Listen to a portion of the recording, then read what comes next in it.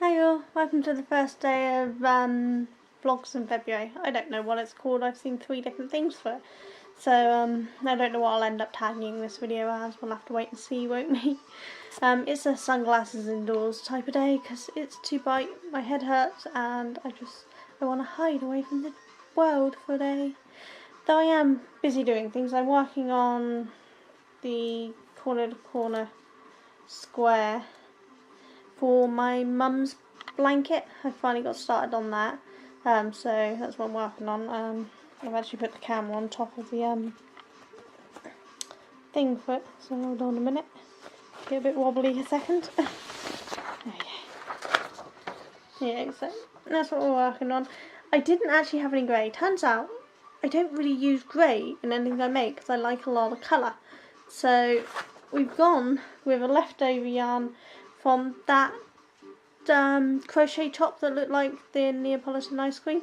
So the chocolate grey type colour that was left over. So this stuff. So that's what her hair is. I'm playing yarn chicken with it.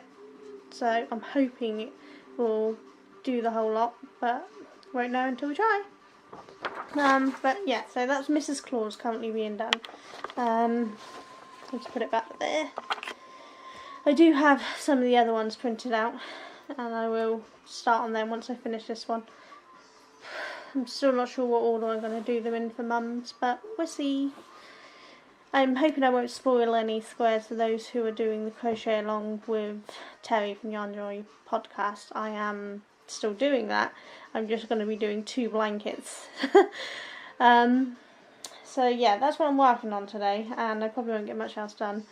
The dress tunic thing, it has been washed and dried, it's now on the mannequin again, and it's come out lovely, held together well, the shape's still good, so I think that's a go for me to write it into a pattern. And I was so shocked and happy and overjoyed with the positive feedback I got from this dress. I've always been told how my style is not fashionable and not sensible to wear out, so designing something that other people liked was actually really rather nice. So I will attempt to write it into a pattern for people, but I will be doing videos to go along with the pattern, so hopefully if anything's not clear the videos will show and people can tell me what's not clear and I can try to rewrite it better.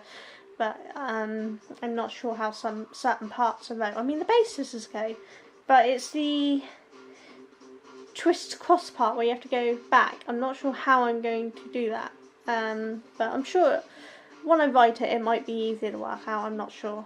We'll see. But I need to design the smaller and larger sizes, work out stitch count and things, so that I can do more than the one size that this one currently is. But it's on the mannequin with my scarf. Yeah, so it's over there, looking quite pretty with the scarf. I see a bit of Andy going on here. And my son's over on the thing. Yeah, so the scarf was put on there by my husband. Those who watch one of my videos will remember that my son had great joy in trying to put a scarf on a mannequin. Well, my husband hasn't put it how I wear it, but he actually managed to make it look reasonably good. So I'm not going to complain, which is quite shocking, because if you'd seen him try to put the tunic or dress onto the mannequin, you would have thought it was a wriggling newborn baby, because it was twisted and bunched and half on and half off, and I'm not entirely sure why it was so hard for them to put a tunic onto a mannequin. I mean, if it goes over my body, and I've designed it to be a dress size smaller than my body, but it stretches to my size, it should easily go on that mannequin, and when I put it on, it goes on fine. But when anyone else puts it on, they struggle really badly. They don't seem to understand how a mannequin works, apparently. But oh well, at least they try, and they try being helpful. And as you just saw in the spin around there, watching a bit of Randy. That's Random Randy's Ramblings. I'm a bit behind on my YouTube videos as I have so many new ones to watch, so I'm binge watching everybody today, so I'm doing like one channel at a time. So I've started with Randy and I'm almost caught up with her now. and then I'll move on to the next one. I don't know who. I'm picking them at random, which is rather ironic considering I chose Randy first. But we'll see who I end up watching next. You might see it in a later video today. I got my appointment through for my CT scan for my cyst. It's the 5th of March. I've got to have that dye stuff injected into you, so no food for 4 hours beforehand. Have to drink at least a litre of water, and then have to drink at least that after to flush it out of the system. That won't be a problem. At the moment I'm drinking between 2 and 3 litres a day, so no matter how much I drink I'm still thirsty. It's ridiculous. But so yeah, I'm glad I've got the appointment for. I'm a little disappointed it's not until March, but I'll take it. I mean, I've had more tests and scans and doctor's appointments over this cyst, which, though, yeah, it's large, 11 centimetres, it's not a tiny little thing, it's taken up quite a space in my tiny little body as I'm only 5 foot. But, you know, it's not life-threatening, it's not interfering with my life other than the pain's not particularly comfy, you know, and it's making my belly swell, you know. Cope with that when you have IBS, and I have IBS, so you know.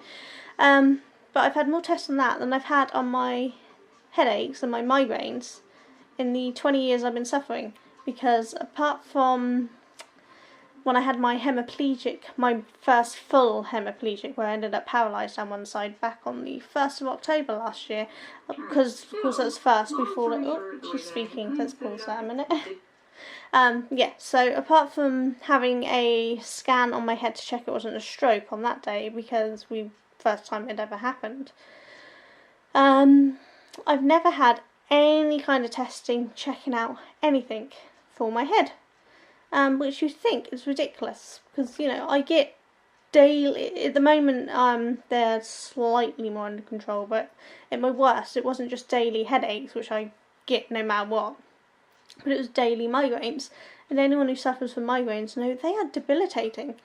I mean, these would have do nothing on my bad migraines days.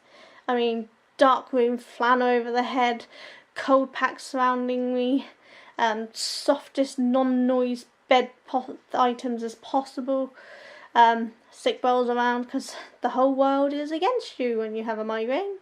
You know, the slightest sound is like a brass band going off in your ear, or, you know, a heavy metal band or something.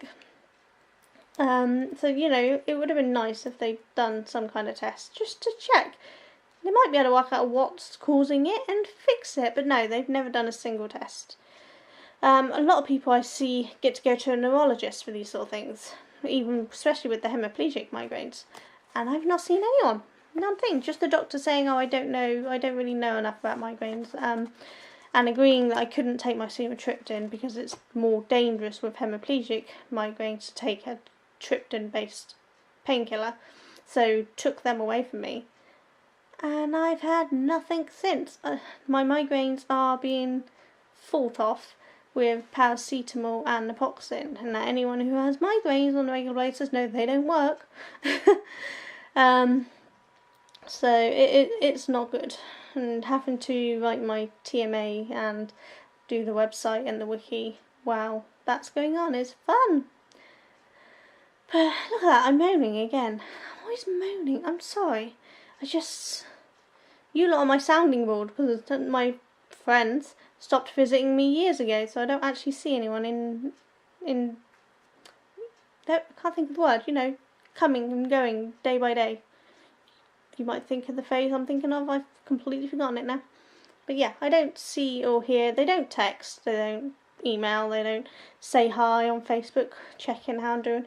I've literally heard nothing from any of them for years. Good friends, eh? So yeah, you lot get to be my sounding board. I get to talk to you and moan and stress at you, so sorry about that. But, you know, you can always skip past. If you can see there's no yarn in my hand, I'm probably just going to be rattling on about something. But thank you for all those who said it didn't matter where I sat. I always felt like I needed to have a reasonable, nice and pretty yarny setting for my crafty stuff. Just I don't know why. It's a presentation thing. It's in my head, I think. You know, my family are often of the thing that your home should be spotlessly clean. It should be a show home. And though I'm not of that opinion, and I think a home should look lived in, especially when you've got children, show home ain't gonna happen. But I still try to make sure I have it looking presentable for people, and I think it's kind of leaked into my crafty videos. But I think maybe I can stop being so hard on myself and trying to make that and just sit where it's comfy, which is comfortably reclined in my chair. I mean, I'm not led back, but my seat part's up. And I'm surrounded by hot water bottles trying to deal with the pain.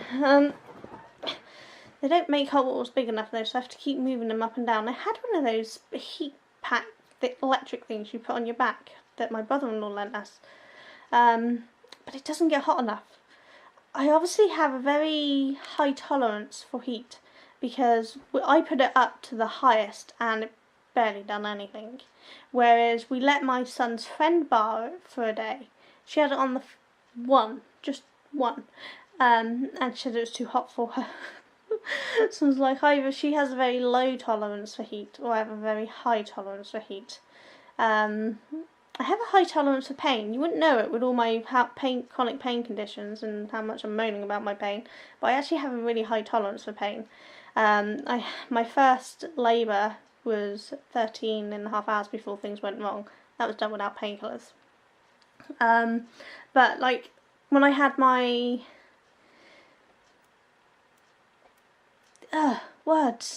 hysterectomy, subtotal hysterectomy in May. Each checkup, they had me going up their weekly checkups because there was a slight mishap in the operating theatre and I got severely burned. And they kept saying, "How's the pain? How you doing? Need anything more?" Didn't feel a thing. Didn't bother me. You know, it was no more pain than I feel every day anyway. So it was just. So I'm guessing my tolerance for pain is still pretty high, even with the chronic health problems. I thought maybe it got lower, but as the burn didn't bother me at all, and the operation didn't bother me at all, and it was no more pain than I normally feel, and from the impressions from the doctor I should have been feeling quite a large amount of pain, I'm guessing my tolerance is still pretty high, which is good. I've never broken a bone though, so you know, there's still a way to test how good my tolerance is. My middle son's tolerance is shocking because he broke his bone when he was younger. He was doing a flip on the trampoline and he come down on his arm, but he broke his arm in 3 different places. Completely mangled it. And he come in and he's like, "Ow, Mum, I think I broke my arm." He looked at his arm, and has anyone seen Harry Potter? Do you know when Harry breaks his bone and they try to fix it and he loses bones, so his arm becomes floppy? That's what my son's arm looked like. And I'm like, "You think you broke your arm?" I'm like, yeah, he broke it, but didn't seem to bother him. He's just like, "Yeah, I think I broke the arm." And then he refuses to listen to sense, and he kept sneaking his helmet off of his head while doing BMXing. This is going a few more years on after the arm. And I got a phone call from one of his mates one day saying, "We're taking Reese up the hospital." I was like, "He's hurt his head. He says he's fine, but he's throwing up, so we're going to be careful and take him up."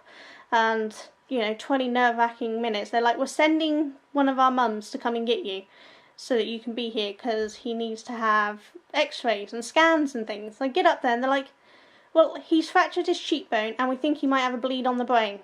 Now, he didn't. He was kept in overnight and he didn't have bleed on the brain. He was really lucky.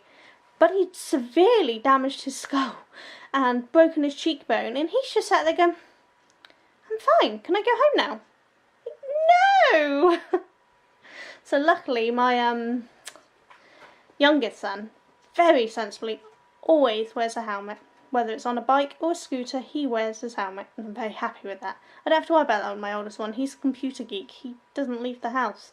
He goes to see his other mates, but they're playing League of Legends or Magic the Gathering, or I don't know, they do card games and computer games. So, you know, I don't have to worry about him breaking his head open doing stunts. But yeah, my middle one's actually gave me more scares in his 18 years of life than my other two combined, and my oldest is 21 this year. I mean, we got a phone call one day from him, saying, "Hey, Mum, I'm really sorry, but I've just rolled the car 5 times." And I'm like, "I don't care if the car's rolled. Are you okay?" He's like, "I'm in a bit of shock, but I'm okay." So my husband rushes back. He was already on the train from London, so he rushes back, grabs me, and I'm one of these mums that has the tracking on their phones when they're younger. And I still had it on his at that point. And so I could track exactly where he was, and so we drove to him. When we got there, there was an ambulance there waiting, and so we pull up, and after the initial shock that I was a mother to an 18-year-old, they let me in to see him, and I checked him over, and they're like, "He's fine, he's got no scratches, nothing." And they went to look at the car, and we went to look at the car as well, and they're like, "He's lucky he walked away alive, let alone no scratches." The car was on its roof.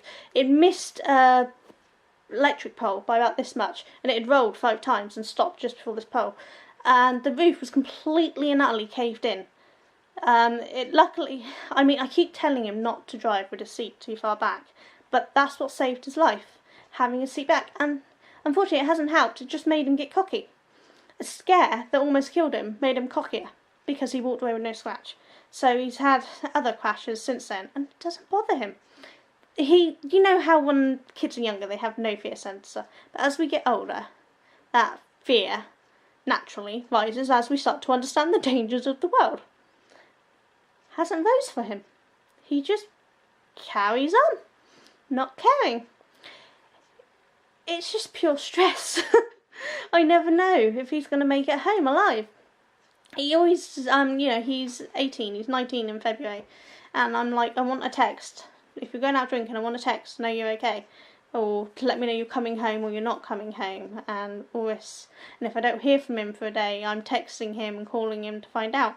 And he's like, "I'm 18, Mum, I'm an adult." And I'm like, "Yeah." And then when you've got a wife of your own, or a partner, or a husband, or just someone who's with him and knows that he hasn't made it home, then I'll stop asking. But until that point, I'm the one who needs to know that he's not made it home. Something's wrong. Someone has to be looking out for him, and that's my job as his mother. I mean, I still won't stop worrying when he gets a partner, but at least someone else will be there to notice if he's not made it home. So yeah, he gets a little annoyed that I keep getting him to message me, but you know, it's gonna happen. He's just gonna have to learn to live with it. If he doesn't message me, I will chase him up. I don't follow my oldest son anywhere near like that, because he does have a sensible fear factor, and he always tells me where he's going. 9 times out of 10 my husband's picking him back up again, so it's not a problem. And my middle one, he has a stronger fear centre. He doesn't tend to go out. My youngest doesn't tend to go out very often at all. He's too scared to, aren't you, my baby? Nah, it's just I can't be bothered. Yeah, and he can't be bothered. When he was younger, he was too scared to. I mean, the thing was, when I first went to let him out, I bought my phone so I could phone him and he can text me to let me know. And in the village, and the villages near us, there's guys going around in vans trying to grab children. It's like, okay, you're not going out. So a year later, it's like, okay, well, you can start going out now. It's been safe for several months now. And then in the news, in the papers local, there's a guy who lives down the road in the park who's just got done for indecent images of children, shall we say that. And it's like, okay, you're not going out again. And then I finally decided I would let him out again a year later, and now he's becoming a teenager. He's about to turn 13.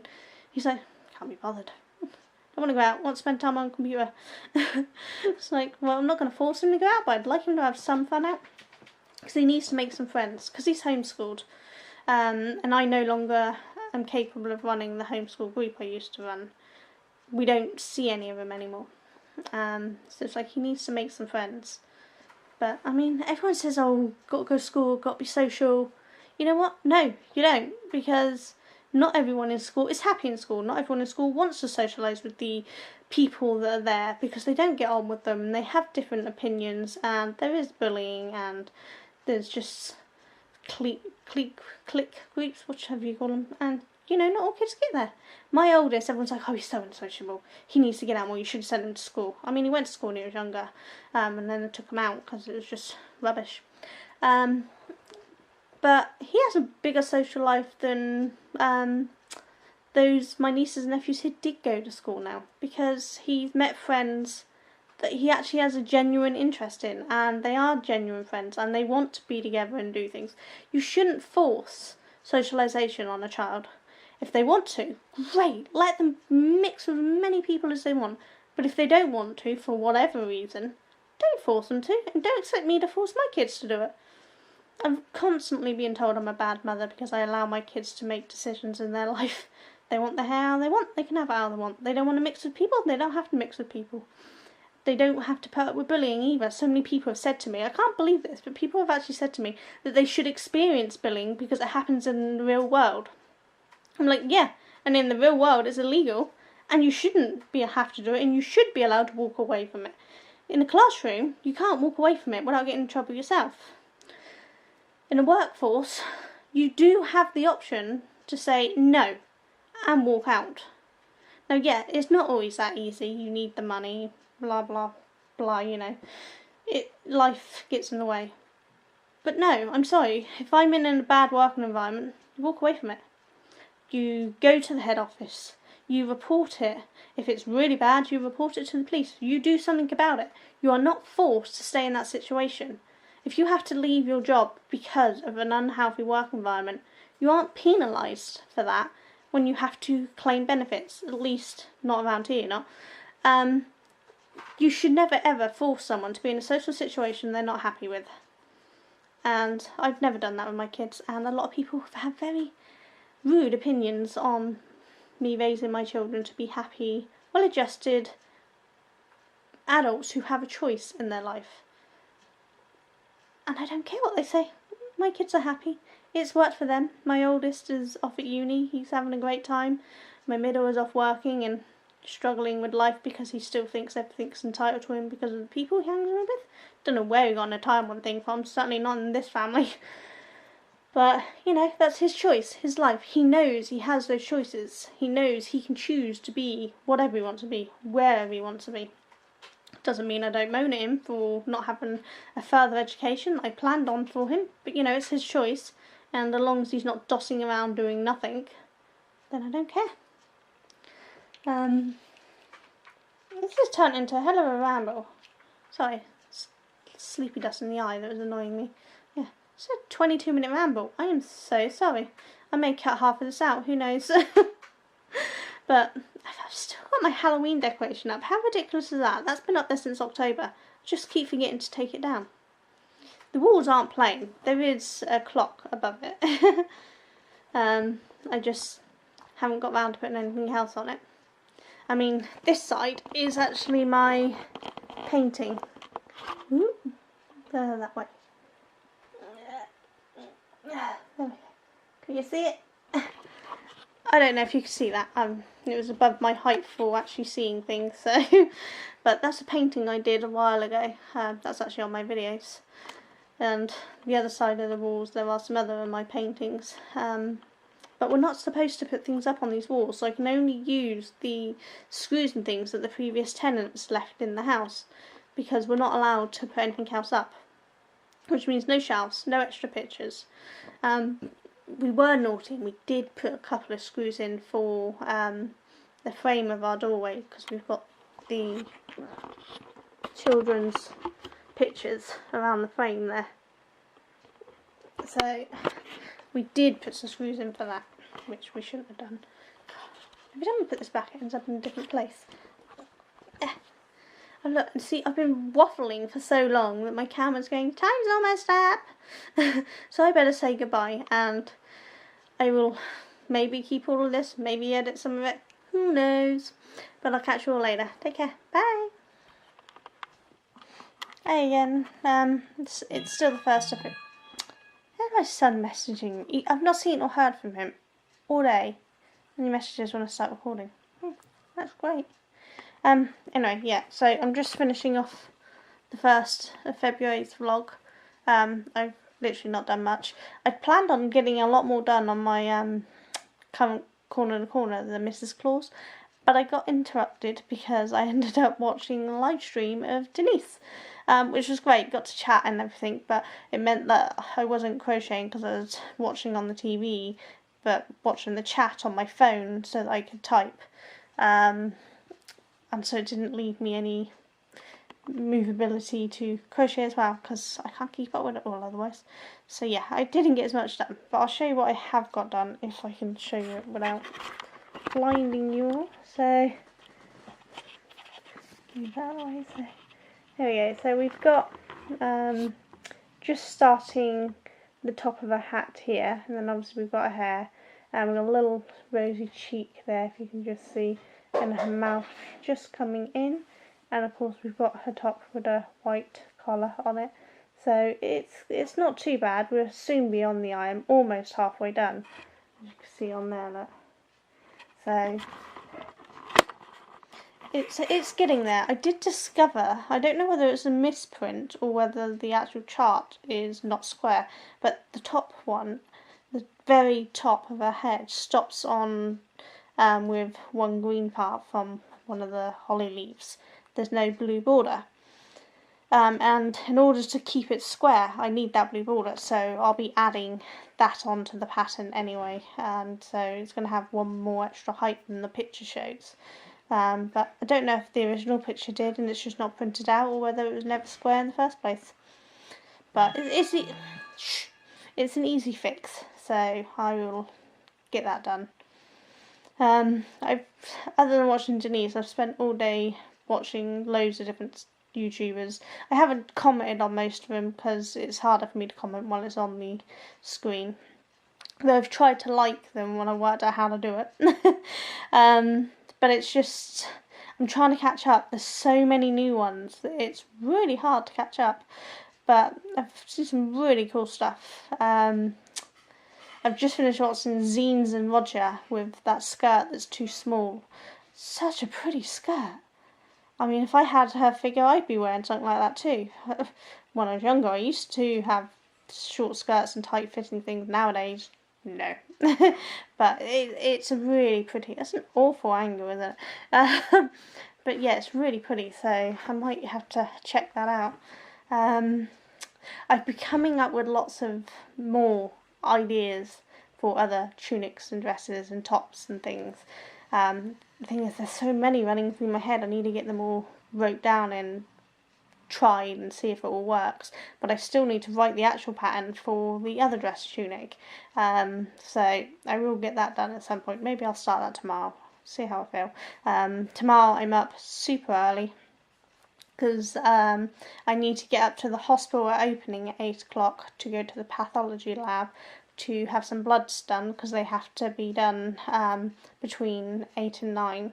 And I had to miss my asthma pump today, and I miss it tomorrow morning to have the reading done.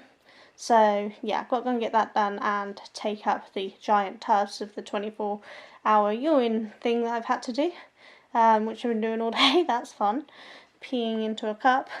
But yeah, so I'm at the hospital to do them at 8, and then I've got to hope I can get there as early as opening so that they can do it, because I've got to be back down to the doctor's at 8:30 for an appointment I have at my doctor's at 8:30.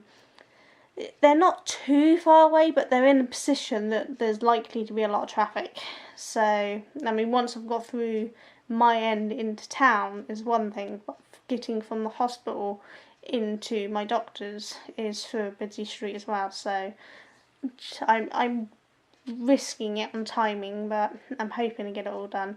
And then after that, I can come home and, I don't know, maybe I'll zonk out, but I'll probably have trouble getting back to sleep, so I can start writing the pattern or finishing off this. Or I don't know, we're still working our way through the Marvel series, so we might put a movie on as well, because my husband obviously will be working from home for the rest of the day tomorrow. So he may be in some of the videos, or it may be that I need to go somewhere else if he's really busy, so that I don't put him off. so it may be that I need to go and sit upstairs somewhere. I'll have to wait and see. But dinner should be here in a minute. My son's just cooking it. And there's my husband back down, so I'm going to go. So I'll catch you all tomorrow. Bye!